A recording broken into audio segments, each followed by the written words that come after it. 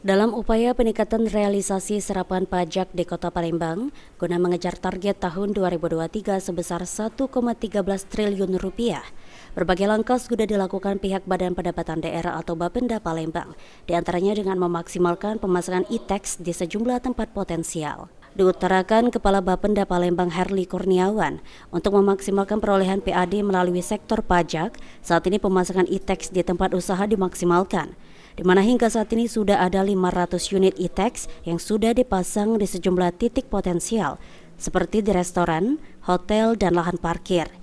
Untuk itu dihimbau kepada para pelaku usaha untuk memanfaatkan e-tax dengan bijaksana, di mana semua transaksi harus direkam melalui e-tax, sehingga pajak dari masyarakat bisa masuk ke kas daerah. 500 lebih ya untuk titik-titik yang kita pasang, namun kita belum bisa memasang di semua titik karena yang kita pasang itu yang potensial. Itu di mana aja nih?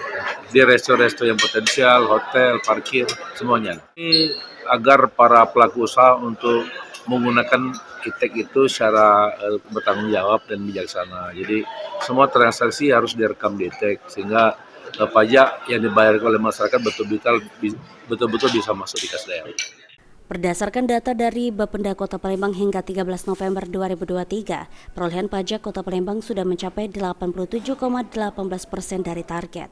Sementara untuk jenis pajak yang dipasangi e-tax, terbilang mengalami tingkat kepatuhan yang cukup tinggi, seperti perolehan pajak restoran yang sudah di angka 89,48%, pajak hotel sudah di angka 100%, dan pajak parkir sudah di angka 96,39%. Sandi Pratama, PAL TV.